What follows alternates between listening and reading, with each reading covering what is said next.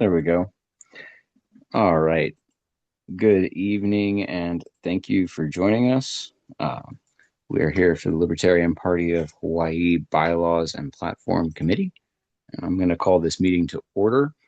And we'll start with roll call, which I believe Secretary Green has already filled out here. If you guys want to sound off. Austin Martin, present. Abbra present. Nick Zehr, present. I'm present.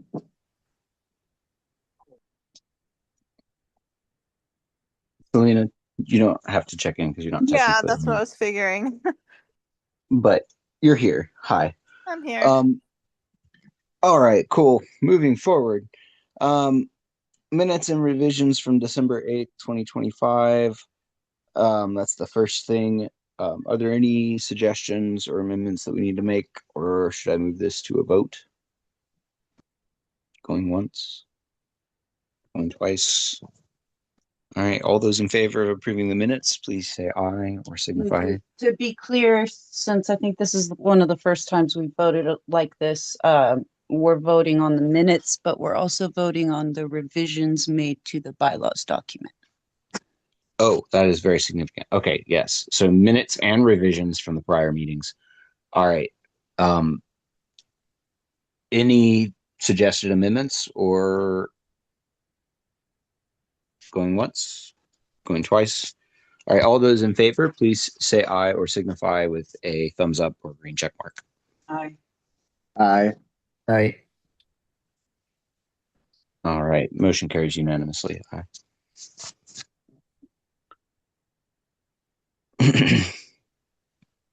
All right. Next is the approval of the agenda. All those, any discussion? Sorry. All right, hearing none, we'll move to a vote to adopt the agenda. All those in favor? Aye. Aye. Aye. Aye. Carries. All right. Cool. We left off at a discussion on 12.8, suggestion that I made to change Article 3, Section 1, wording to shall only be open. Membership is open to individuals who subscribe to the party's principles and objectives. Accordingly, we want to, that's just subpoint A, we want to change membership is open to individuals to, it says membership shall be open. Only open to. There we go. That is the suggestion.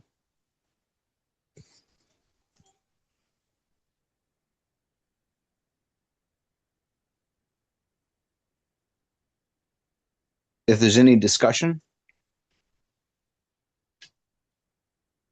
Are you making a motion? is that a past business motion or is that just a suggestion? It was a suggestion you kind of tabled to this one because we ran out of time. I'll let someone move it if they think that it's worthwhile. I think the idea was to clarify that membership shall only be open to, but I don't recall any like mission critical thing here, so it'll die for lack of motion if we want to just is that not kind of implied with the wording we have? it kind of is, so it's okay if nobody wants to move that. I would be fine with skipping that. I think it's fine because there's no like alternative listed in there. Right. Yeah, there's Yeah. no ambiguity there, I don't think. Yeah. Yeah, I'm not particularly concerned with that one. I think we can just let it die. Cool. All right. So the next is a discussion. The official sustaining dues amount shall be posted prominently on the website. I think we already added this as a comment that we're going to approve. And we can deal with that later if we want, or we can vote on that. I don't know if it needs to necessarily be in the bylaws, but we want it to be prominently displayed. So just open to any thoughts on that, and then we'll open the floor to broader discussions about section 3 and read through. The only issue I have is like this party has seen some ups and downs and has lost control of its website before and stuff. And while I don't think that's perceivable in the near future, like I think we should keep it broader than that and just say shall be made publicly available or something.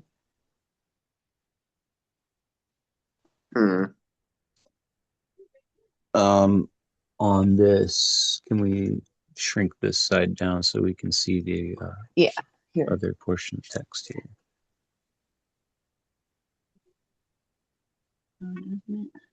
Yeah, that's fine.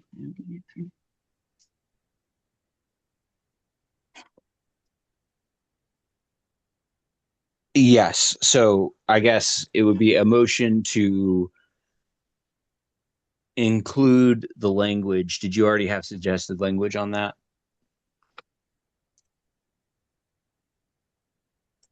Oh yeah, instead of to the posted prominently on the website, just shall be posted publicly,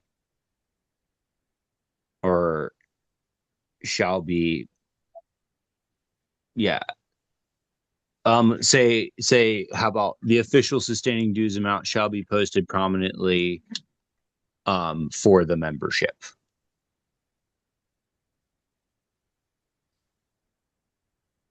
Or say the current sustaining dues. Or you know what? This is silly, actually, because if you don't tell people what it is, like they won't be paying you anyway. it's I'm kind of feeling like this is unnecessary. Does anybody want to move this, or do we just want to let this die? All right, I'm hearing let this die. Moving forward, we can flip back over. I think we're almost done going through section 3.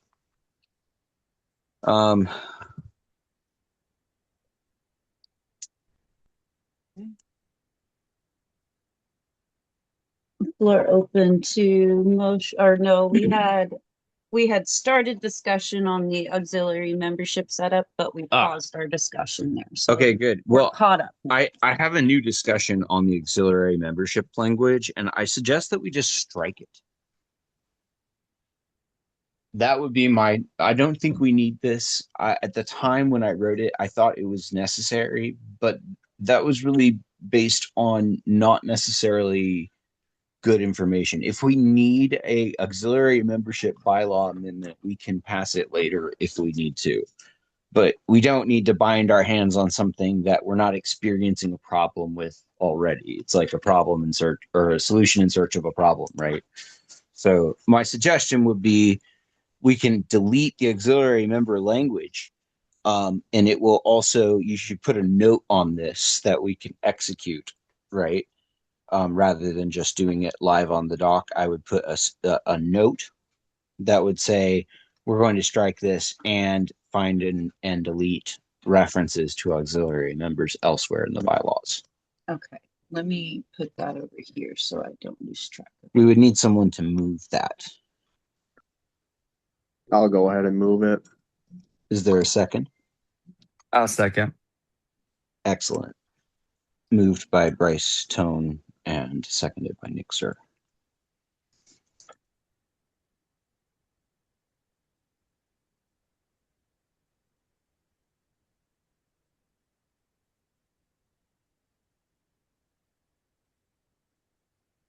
Excellent. Cool. While she records that, we can go ahead and if there's any further discussion. All language Regarding auxiliary members. And then if you guys can also, I'll do a full removal to the best of my ability, but we'll just keep that in mind as we go through the other portions too, that's no longer applicable. Change to remove to strike, maybe. Would be the proper term. All right. If there's any further discussion, if there's no further discussion, we can put this to a vote if we're ready. All right. Abbra, are you ready to record? Mhm. All those in favor of adopting the motion to strike the auxiliary member language from the proposed bylaws, please say aye or signify with a thumbs up or green check mark. Aye. Aye. I Austin. Excellent. Motion carries. I'll vote with you guys. Aye. Unanimous.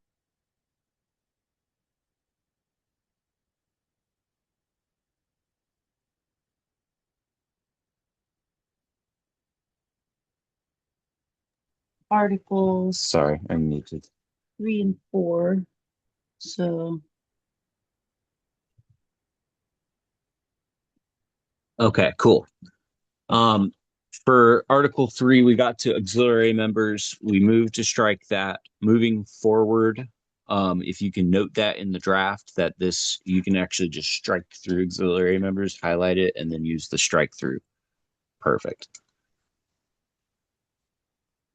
Cool. I'm going to continue reading. I think your strike through option it's up here somewhere. should be somewhere. Yeah. Lame. That's okay. You can figure it out later. Yeah, highlight is fine. Cool. Do you want me to read? Oh, that would be great. To upgrade between membership tiers, a member must pay the difference in dues via a method approved by the treasurer and submit updated contact information and, if required, proof of residency to confirm eligibility. The treasurer, secretary, or a qualified designee will verify submissions to ensure compliance with party bylaws and rules and with applicable laws.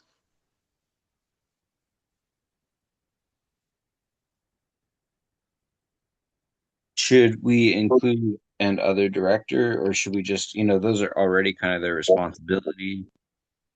Verify It says, submissions. or a No, I get qualified it. designee. Yeah. That makes sense. That makes sense. Should we move on to section 4? Section 4. I think we're good. Is there any other discussion on section 3? The floor is open. no, I'm good with section 3. Excellent. Moving forward to section 4.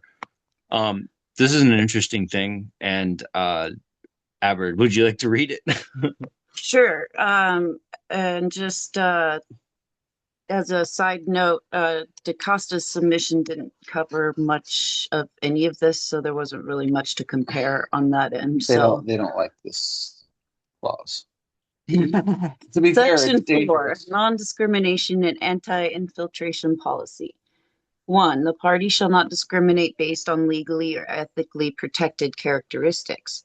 2, the party may protect itself against organized ideologies or associations violating the NAP, including other political parties, entangling associations, or subversive organizations that espouse force or fraud as needed. 3, members seeking nomination, party office, or any kind of candidacy, contract, or employment must disclose in writing any conflicting relationships or employment with entities opposing party goals per Article 2 to the executive committee, which may choose to interview the member. The executive committee, 4, executive committee or any 2 of its members may bring a motion to decline the privileges sought or otherwise take corrective action under Article 7 if a substantial conflict of interest is found, or if a member knowingly conceals such relationships, or if such is in the best interest of the party. Party should be capitalized, right? Sure. I think that's how the rest of the document has it. Stylistic change without objection. Number 5, officers and executive members shall disclose conflicts of interest within 30 days of the start of term or at the first meeting, whichever is earlier, and annually thereafter or at any time when such conflicts may arise. All right. Okay, I'd like to open the floor to discussion, and I'm happy to take any questions. I did write this section and used it. So I'm happy to kind of be accountable for that because I know it's a little bit heavy and perhaps dangerous. But I'm happy to address that, but I'd rather open the floor for you guys. So feel free to chime in. Honestly, I'm not seeing anything right offhand that needs to be struck from this or altered other than the one stylistic change that was already made. If you don't mind, Austin, I'd like to actually get a hold of this language on an unrelated note and potentially push it forward on the LNC. This actually started as a resolution in our party, and I can send you both. Well, you have this language, but I can send you that also. I would love to put this forward on the LNC. That would be so Yeah. fun. Okay, I just need to figure out where to put it at in their bylaws. I'm sure it'll get voted down, but it would be absolutely hilarious for them to try and justify why. so the logic of this, does anybody want to hear a brief explanation on like the logic of this? Yeah. Cool. Okay. So first of all, we don't want to discriminate for stupid reasons or illegal reasons or anything that is ethically questionable. And that's broad language that just prohibits discrimination in general. However, if the Communist Party wants to move in, right, absolutely have a right to kick them out, but we need to do it legally, right? We can't just kick them out because we don't like them. If they join us, it actually presents a real issue, right? So if we want to protect ourselves, the way that we do that is by being diligent. If somebody wants to do something like run for office or run for party office or whatever, they're supposed to disclose any conflicting relationships or employment with entities that oppose party goals, right? Or and most of these are not going to be a big deal. Like people work for the federal government who are great libertarians that shouldn't be excluded totally from the party. The Patch Act already kind of draws these lines, right? So our job in like doing our own due diligence is to make sure that we keep our own party free of the kinds of weird, corrupt nonsense that can happen. And infiltration is a real problem. So when we find these kinds of issues, right, we want to act and be able to do so without drama. And the biggest thing for me is making sure that it's objective and that it's fair. So the action under Article 7 is the way that you would remove someone or suspend their membership, right? So if somebody disrupts the organization or, does things that are harmful from within, right, that person's membership can be suspended and then further action can be taken depending on how things go. But because we're governed by Robert's rules, that has to happen through a trial, right? We have to actually hold a full procedural hearing for them that honors due process and Robert's rules, and gives them kind of an opportunity to make their case to the decision makers and all of that, which is fair and fine. But it is a lot of precision that's required, and it's often a lot of drama, right? So this is a pathway in which is a lot more drama free because it'll put the issue first. Anybody voting on this will be voting on something clear.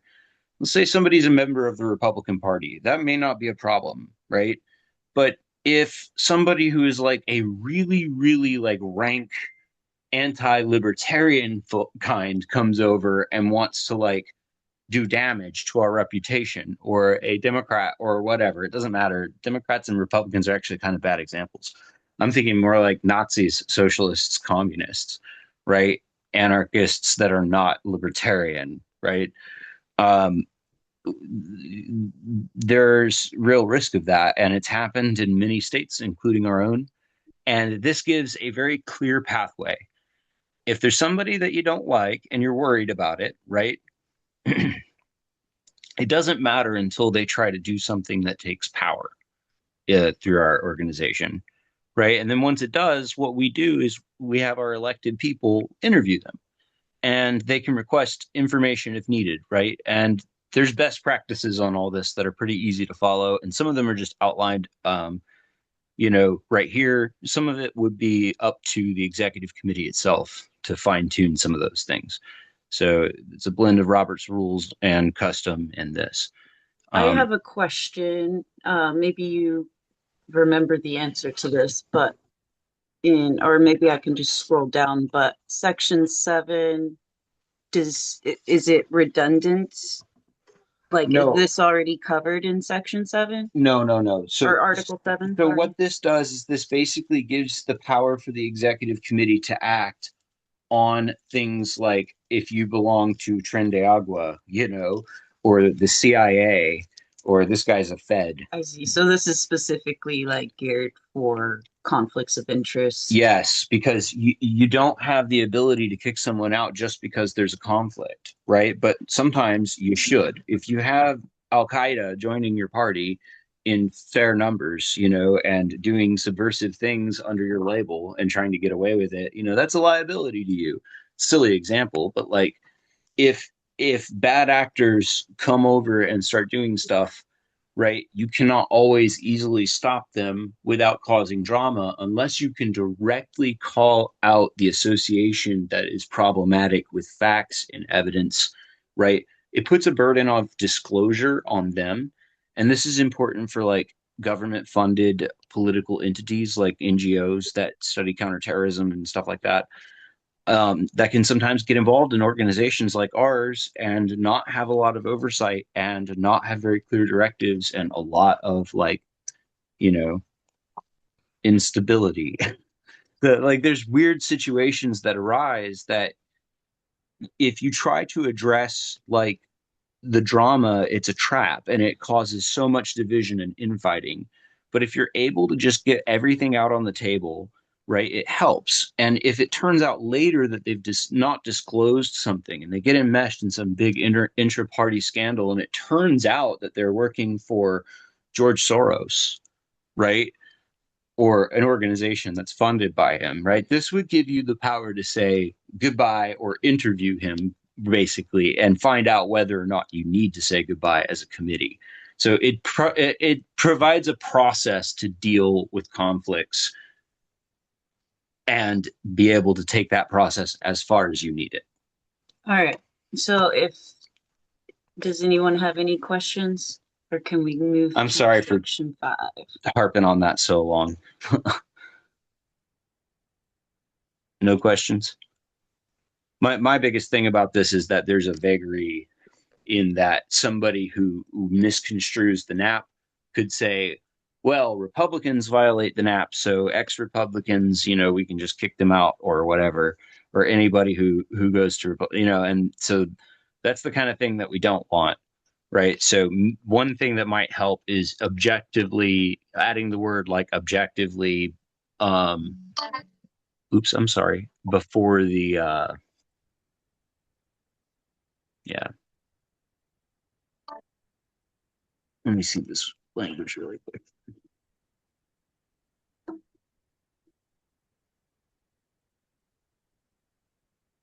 Organized ideologies or association which espouse, I would recommend. Is there any objection to me adding the words which espouse? Or no, I don't know. I'm fine to come. I'm overthinking this probably, but I think I could. Personally, I think it says what you want it to, and you're probably thinking on like terms of somebody using this in a negative way, which is always I was thinking about. I think the way to maybe like deal with this is to have an appeal process built in. There is that goes to like a bigger group It does. Okay, Yeah. That's the whole. Then I don't Yeah. think you need to add anything more in here. Yeah, that's why this Okay, yeah. just is a standalone. You can deal with conflicts that are serious in Article 7. There's an appeal and a trial that has to happen before you can really do anything about it. But this lets you interview them, and if they don't want to talk about it or deal with it, it lets you take action. Right. Then I think you're overthinking this one. Thank you. Okay, I'm so sorry, guys. I don't want to waste your time. All right. Right. Hey, I just added something in the chat. Actually, I don't care so much about the clause 2 one that I just added, but clause 1, this might be like a minor thing, but how it was based on legally ethically protected characteristics. I was thinking, do we have a really good definition for what would be ethically characteristics? I was thinking one thing that could be a vulnerability, a very small one, but possible, is so I added updated language that was, I think, more objective so that there's no one who could try to add like DEI, ESG type language tied to I what like would how be you. ethically So protected. I like what you did with Section 1. The party shall not discriminate based on characteristics protected by applicable law or immutable personal characteristics, and shall not be required to recognize ideological, political, or associational beliefs as protected classes. The party may take defensive measures against organized entities or coordinated efforts that demonstrably advocate or engage in the initiation of force, fraud, or coercion that seek to undermine the party's autonomy through deceptive or hostile means consistent with the NAP. That I like that. Thank you. Upon a finding by the majority of the executive committee, that member has a substantial conflict of interest or has knowingly concealed the required disclosures. The committee may, after providing written notice and an opportunity to be heard, take corrective action. One thing, it's actually redundant to say after providing written notice and opportunity to be heard, because that is required in Article 7 already, right? So Article 7 requires that we do exactly that. Okay. So we Yeah, can say, yeah. I saw it just as like a kind of a way to reinforce like due process.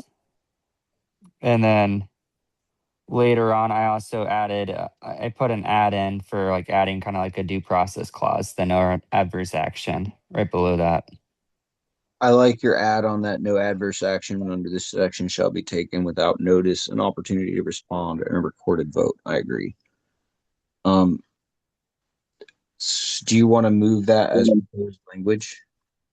Should we make this a 0.5? No, this would be, Oh. hold on. Don't, oh yeah, that would be the addition that you're talking about. Right? Yeah. Oh, you Yeah. just, perfect. I see. Well, you said there was a part that was repetitive, though. Did you want to? On the, upon a finding by the majority of the executive committee that a member has a substantial material conflict of interest or has knowingly concealed required disclosures, committee may, after providing a written notice and an opportunity to be heard, take corrective action pursuant to Article 7. I would just say the committee may take corrective action pursuant to Article 7.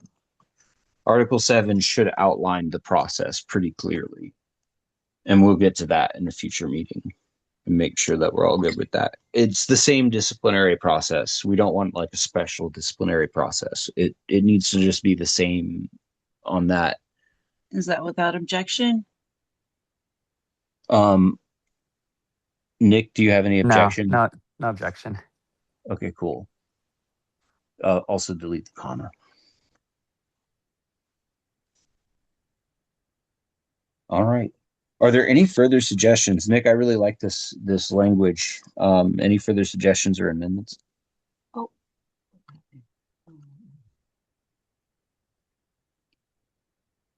We're finding ourselves here. So this is a proposed update.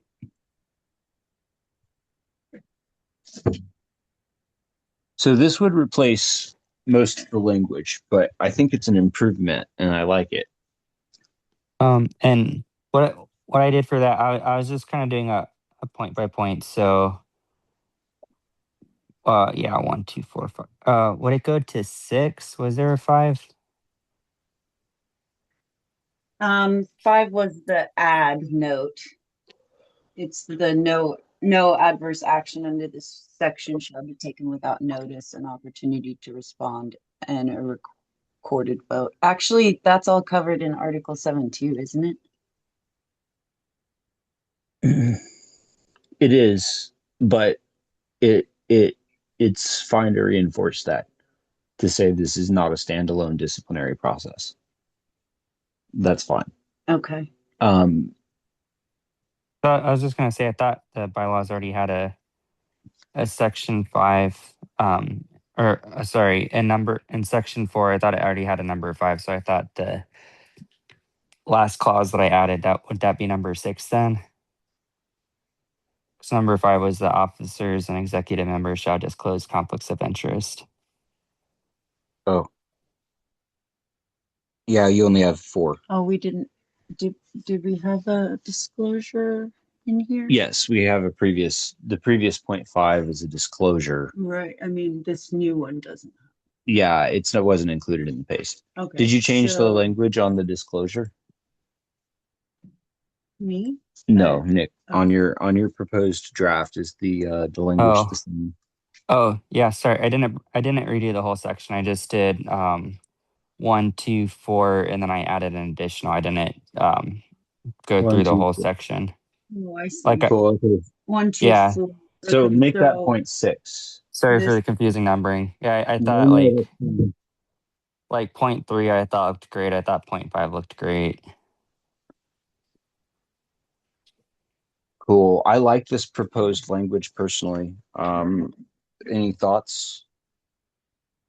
Questions?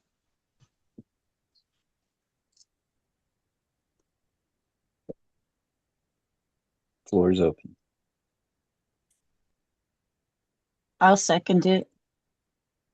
Oh, it is. It has it. I think we already seconded it. I don't think we actually did. I don't think we made I a was motion. gonna second it, and then I forgot, and then I just never did. So Props to y'all. Okay. Thank you. All right. Motion and a second. Any discussion? Hearing none, I'll move us to a vote. All those in favor of adopting the proposed language by Nicholas Zehr, seconded by Abbra, please say aye. Signify with a green check mark or rate thumbs up. Aye. I Aye. Oh, sorry. Did I skip anybody? No, I didn't. Did Nick vote? I voted aye. Cool. I think we're unanimous. Cool. Sorry, we're a little bit informal, but it works. All right.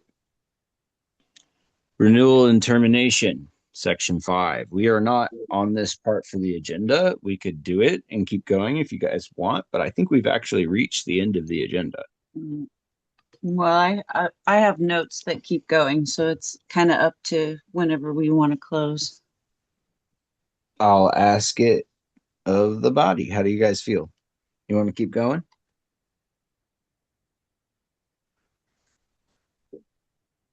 I'll leave that in your Wanna- guys' hands. wanna Don't just- matter to me. Knock out this section because it's really short.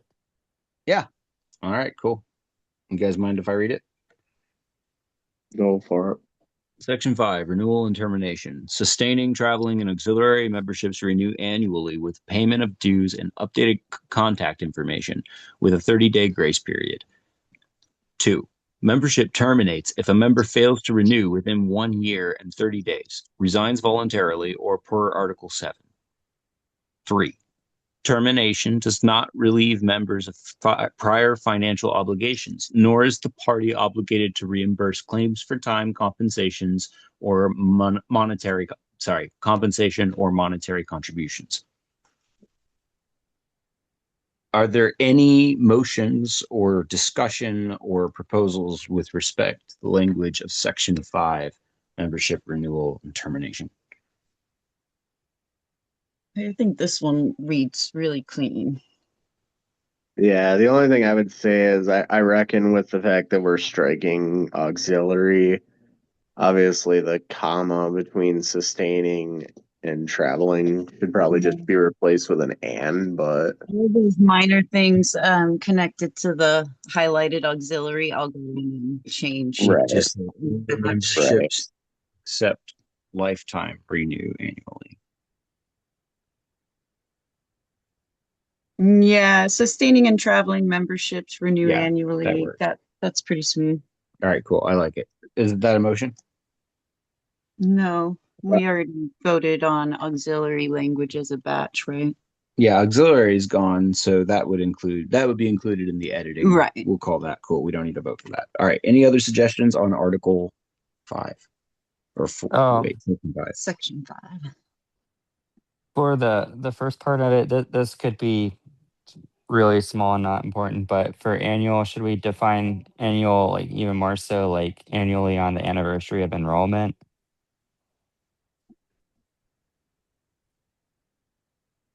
That's a good question. So that might Sure. that might kind of give more of a like specific date to what annually is, even though you could, I mean, sure say like annual is year, but Yeah. that probably isn't very important. But Let's see. I'm indifferent on that. I feel like annually covers that because if you pay for it on say June 12th, a year from June 12th would be June 12th. So, but I wouldn't vote against it if you guys wanted to put it forward. like Go ahead. like what if someone had gotten theirs on June 12th, 2025, and then for whatever reason it lapsed and now it's August 12th, 2026, and they're like, oh well, it's I I know this is why I was like it's probably silly and small because like we all know that it's been more than 12 months, but if they were going Well, off of like right. That would be covered within the 30-day grace period, though, because 30 days after June 12th, yeah, 2026 would be July 12th, 2026. there, yeah, that's why I was like it's small. The reason we define the grace period is because it's kind of implied anyway, and unless it specifically says that the membership terminates, exactly one day or exactly 1 year from the payment of dues, right? Unless it's specific, right? Then it's an ambiguous potential grace period that you have to apply evenly because it would go by custom, not by rule. So Frankly, I give everybody extensive grace periods on communication lines anyway, because I want them to sign up again. right. We're happy to have the membership. The part of the reason is for convention and voting purposes and to make sure that things are fair, right? If somebody shows up who hasn't paid their dues that month, Yeah, that makes sense. it's that's not a big deal. If it's been 30 days since they've paid 30 days past 1 year of paying their dues, that's a little different, right? So we could extend that to a 60-day grace period if you guys want, but I think the main reason we did that was just to clarify to avoid credential fights with expired memberships. Yeah, I think 30 days is Yeah, 30 Yeah. should be plenty. I understand if, like, maybe you forgot to check a week or two after, but if it's been a month since your membership lapsed, you either can't afford it, which would be unfortunate, or you just aren't, for whatever reason, interested at that time in being a member. I feel like that's plenty of time to. Are you a broketarian? No, I've actually been helping other people sustain their memberships in Wisconsin, so You're no. a good man, Bryce.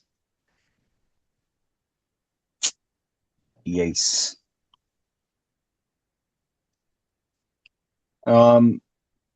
Officers and duties will be the next section, but I don't want to drag you guys out all night. We covered a lot of ground. This one's a bigger section. Yeah, this one is pretty detailed. We have to take that next one. Probably will take the meeting. Maybe, I don't know. It depends. We have a pretty good, effective group. All right. I'll entertain a motion to adjourn or any other motion. So move. Motion. Is there a second? A second. All right. Is there any objection? Time. Without objection, we are adjourned at 7:45 p.m. Thank you for joining us for the Libertarian Party of Hawaii Bylaws Committee session. We really appreciate your interest and for being with us if you're tuning in online. If you have any suggestions for the committee on any proposed language or you want to give your feedback, please feel free to email us. Go to libertarianhawaii.com and get in touch with us and check out what we're doing on our blog. Aloha and have an excellent, excellent day.